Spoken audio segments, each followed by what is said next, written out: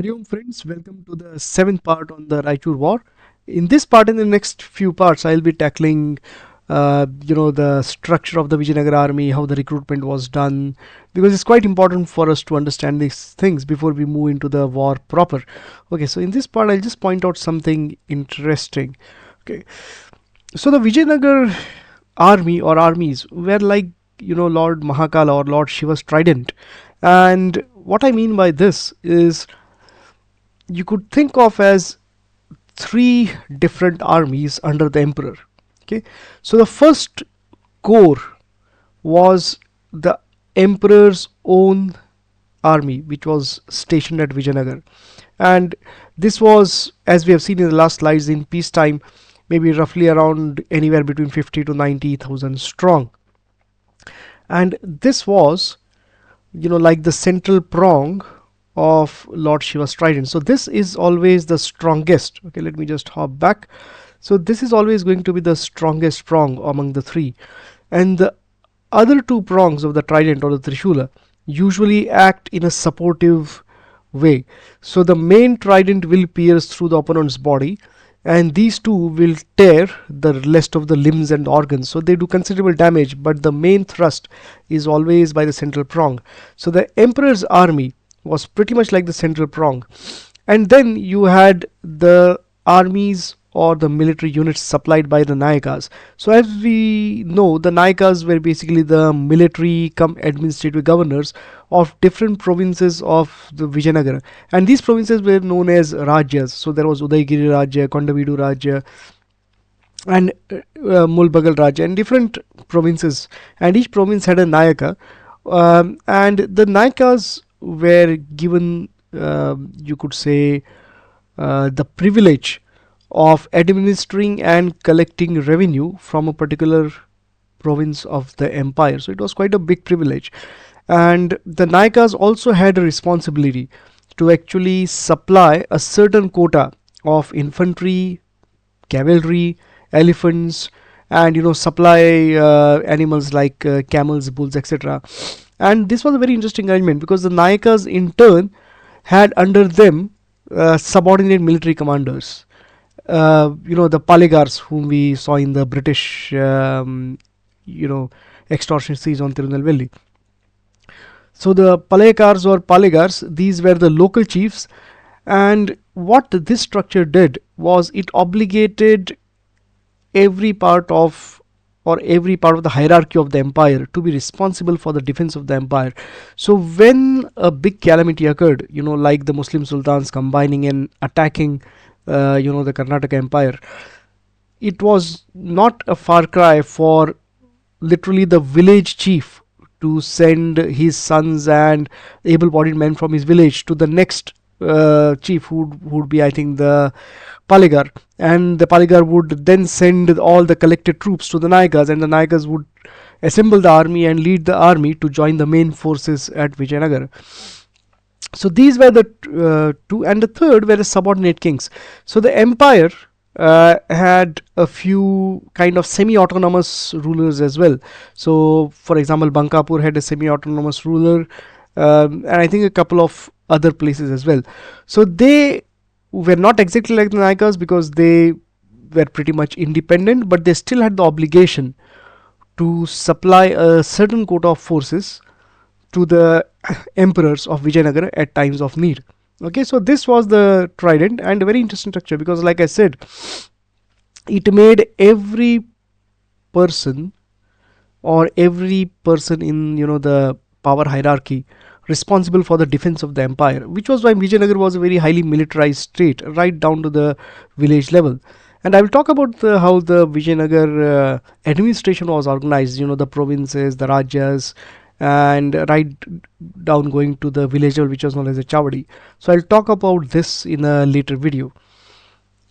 Okay, so the emperor's force. So this is taken from Mahalingam and Salvatore's work.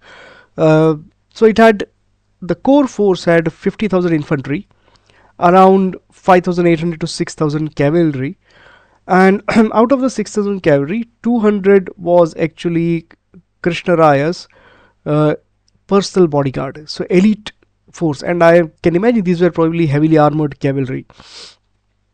Then you had the elephant corps of the emperor, around 300 elephants. So if you go online, you can still see what are called the elephant stables in Hampi, Vijayanagara. You had 20,000 spearmen. You had 3,000 elephant caretakers. You had 1,600 grooms for the horses. So grooms, so this was a term, so not the bridegroom of today. So the grooms were basically the caretakers of the horses. And the grooms usually were armed as well, because when the need came, they would also go into battle, with their masters. Then you had 300 horse trainers and around 2,000 tradesmen.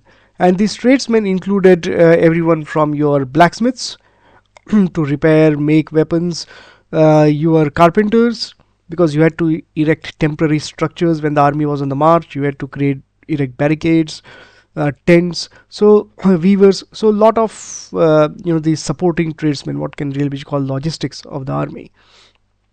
So this was the emperor's force.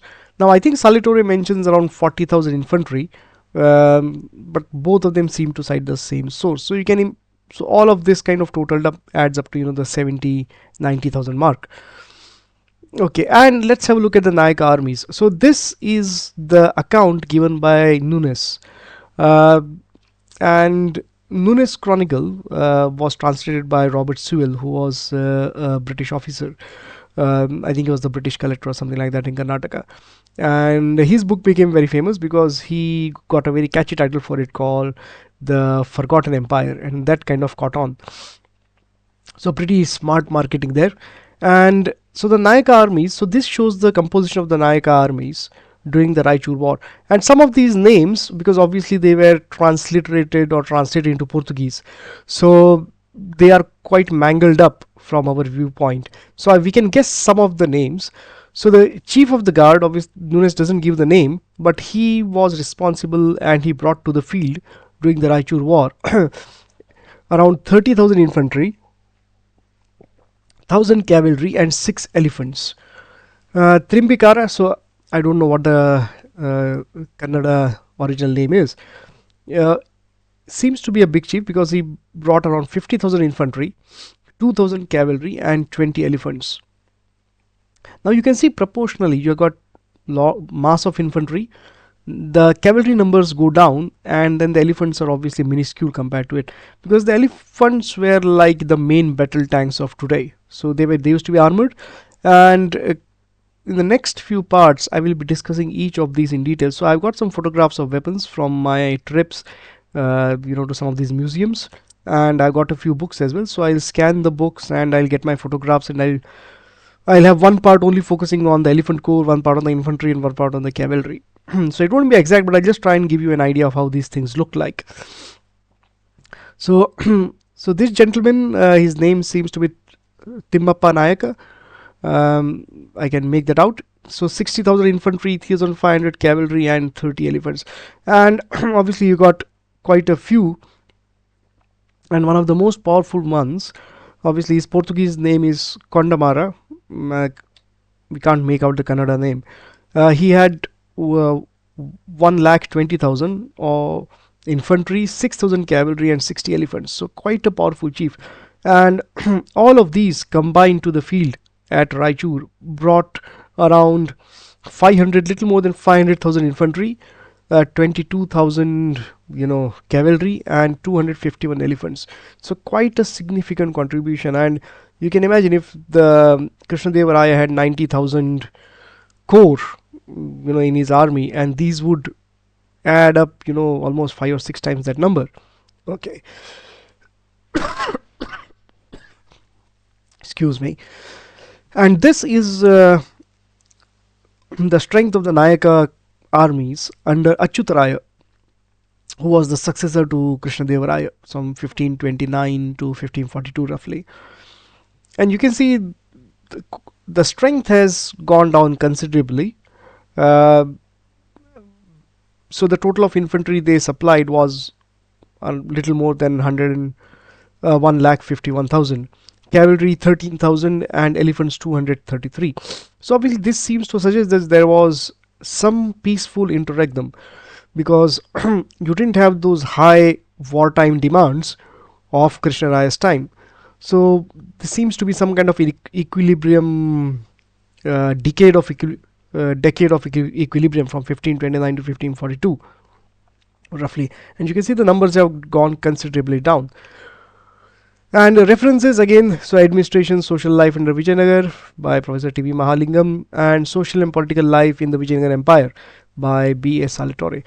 So folks, in next part of the series, I'll have little more on the Vijayanagara army, specifically on the recruitment. So how recruitment was done, what kind of people were preferred, etc.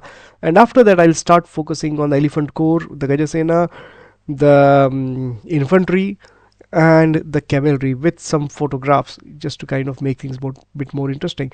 So thank you for watching. I hope you have enjoyed this video. If you have, please do remember to share, like and subscribe, and I will see you next time. Thank you.